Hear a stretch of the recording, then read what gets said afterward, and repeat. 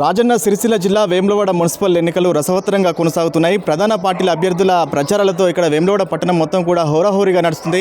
ఇక్కడ BJP party 27వ ward councillor అభ్యర్థి రేగుల రేణుక అయితే ఇక్కడ వార్డులో విస్తృతంగా ప్రచారం చేస్తున్నారు. ప్రస్తుతం టీవీ 8తో మనతో పాటు మాట్లాడేందుకు వారు సిద్ధంగా ఉన్నారు. వారితో మాట్లాడే ప్రయత్నం చేద్దాం.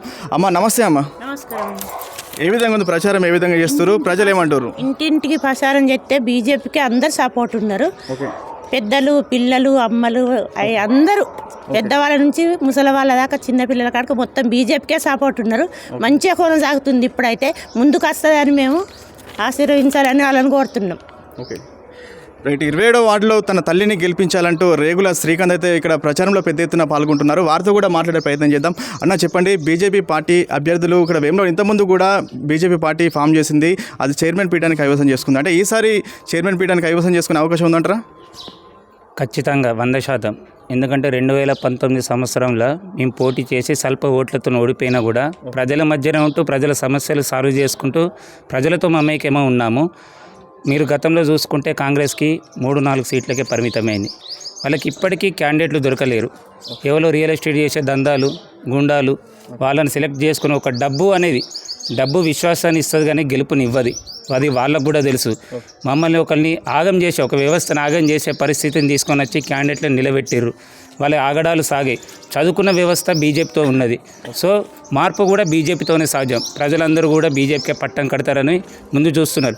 ఖచ్చితంగా 20 సీట్ల వరకు బీజేపీ కైవసం చేసుకుని చైర్మన్ పీఠం ఎగరవేస్తాం. జై బీజేపీ. 27వ వార్డులో ప్రధానంగా ఎలాంటి సమస్యలు ఉన్నాయి? మీ ప్రచారంలో మరి ప్రజలు ఎలాంటి సమస్యలు తీర్చాలని కోరుతారు? ఇప్పుడు 27 వార్డులు అంటే మాది చెరువు దిక్కు ఉన్నదండి. గతంలో ఆది సీను రాగానే హైడ్రా అని పేరుతోటి ప్రజలందరినీ భయభ్రాంతులకు గురి చేసిరు. వాళ్ళందరూ కలిసి అసలు మీటింగ్ పెట్టుకుందామంటే వాళ్ళ కాంగ్రెస్ కార్యకర్తలు వాళ్ళకు అపాయింట్మెంట్ లేకున్నా ఆయన దగ్గరికి వెళ్ళారు. నాకు సర్వే తెలుసా, మీరు ఎక్కడి నుండి వచ్చిర్రు, ఏంటిది నాకేం తెలియదు, నేను కనుక్కుంటాను అని ఒక చులకనగా ప్రజలందరినీ చులకనగా చూసి మాట్లాడిండు. సో వాళ్ళకి మేము ఒక్కటే చెప్పినాం, ఒక్క ఇల్లు కూడా కూలిపోదు. మేము అడ్డం పండుకుంటాం. మా బీజేపీ కార్యకర్తలం 100 మంది. ఎప్పుడు అది పర్కులేషన్ ట్యాంకు శాంక్షన్ అయింది, మోరీ కట్టలేరు, రోడ్లు కాలు, డ్రైనేజీలు కాలు. 2 సంవత్సరాలు అయింది. 200 మంది అప్లికేషన్లు పెట్టుకున్నారు ఇప్పటివరకు. కానీ జాగా వచ్చిన వాళ్ళకి 5 పేర్లు చెప్పారు. కానీ ఒకటే జాగా ఉన్న వాళ్ళకి ఇల్లు కట్టుకున్నారు. ఇంకా 2 సంవత్సరాలే బ్యాలెన్స్ ఉన్నది. కాంగ్రెస్ ప్రభుత్వం అక్కడ విఫలం. 2500 మహిళలకు ఇస్తున్నాడు, అది విఫలము. బస్సు ఛార్జీలు 3 వంతులు పెంచిండు. మహిళలకు బస్సు ఫ్రీ అన్నారు, కొట్టుకుంటారు జుట్టులు తీసుకొని. కాంగ్రెస్ ప్రభుత్వం దారుణంగా విఫలమైంది. కాంగ్రెస్ ప్రభుత్వానికి ఓటేసే ప్రసక్తే లేదు ప్రజలని చెప్తున్నారు అందరు. ఈ అభివృద్ధి వేములవాడలో కొన్ని పనులు జరుగుతున్నాయి. కాంగ్రెస్ ప్రభుత్వం మొదలు పెడుతుందని చెప్తారు కానీ ఎప్పుడు పూర్తి చేసింది లేదు. ఆది సీన్ అన్న పేరు చెప్తున్నారు కానీ తప్ప అది అక్కడ జరిగే 100% సంక్షేమం లేదు, అభివృద్ధి లేదు. ఇది 100% ప్రజల నాటుతుంది. అంటే వాటిలో మీరు ఇంతకుముందు ఏమైనా సామాజిక సేవా కార్యక్రమాలు లాంటివి ఏమైనా చేశారా? అంటే మీ రాజకీయ కుటుంబ నేపథ్యం గురించి మీరు ఏం చెప్తారు మరి? ఇప్పుడు 2019 సంవత్సరాలు ఓడిపోయినా కూడా ఒక ఆమె బురదల కాలు ఇరగడం జరిగింది. ఆమెను పరామర్శించి 3 సార్లు మున్సిపల్ కమిషనర్కి లెటర్ రాయడం వల్ల దాని గురించి చర్చించి సీసీ రోడ్లు మన లైన్లో రోడ్ నెంబర్ 8లో వేయడం జరిగింది. అంతకుముందు కూడా వీధి లైట్లు కానీ, మోర్లది కానీ, ఇంకో సీసీ రోడ్లు, బండి సంజయ్ నిధుల గురించి కూడా రిక్వెస్ట్ లెటర్ పెడితే ప్రొసీడింగ్ కూడా ఇస్తాను హామీ ఇచ్చారు. ప్రతిదీ కూడా మేము చేసి కుల సంఘాలు కూడా ఒక భవనం మేము మంజూరు, డబ్బులు మా సొంత నిధులతో చేసినాం. కొన్ని పనులు కూడా సొంత నిధులతో చేస్తున్నాం. రేపు బండి సంజయ్ నాయకత్వంలో కూడా నిధులన్నీ తీసుకొని వచ్చి మా వార్డుని మేము 27వ వార్డుని ప్రగతి పథంలో ముందుకు తీసుకెళ్తున్నాం. మీ అందరికీ మేము హామీ ఇస్తున్నాం.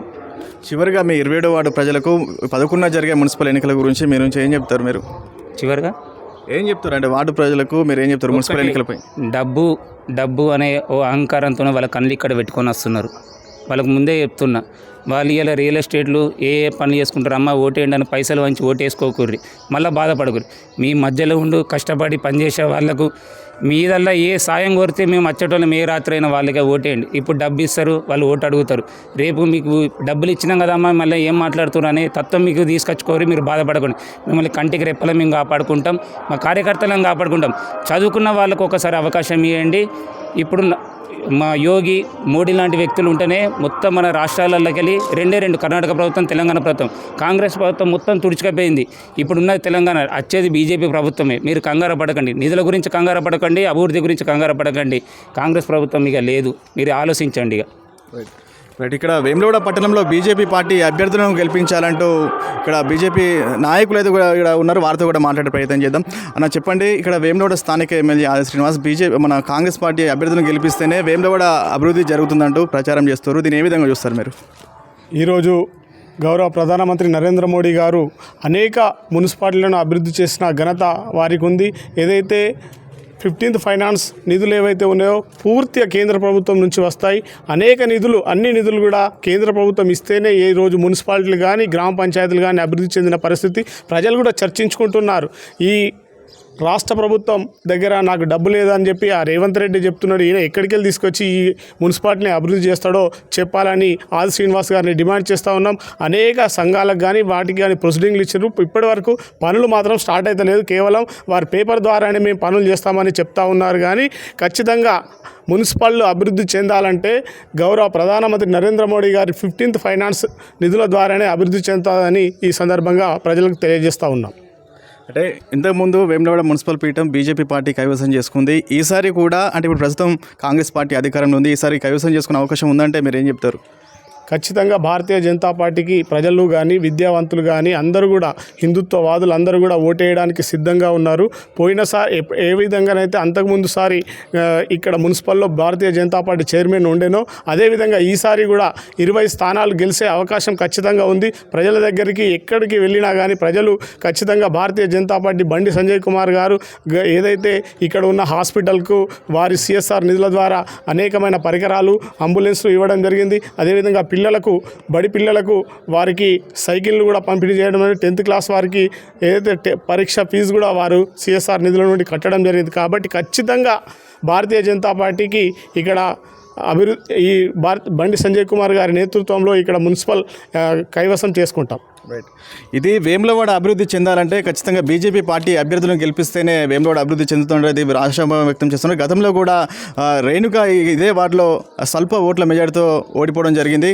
ఖచ్చితంగా ఈసారి సేవ చేసే భాగ్యాన్ని కల్పించాలంటూ ఆమె వేడుకుంటున్నటువంటి పరిస్థితి కనిపిస్తుంది. కెమెరా పర్సన్ రాజుతో ప్రశాంత్, TV8 వేములవాడ నుంచి.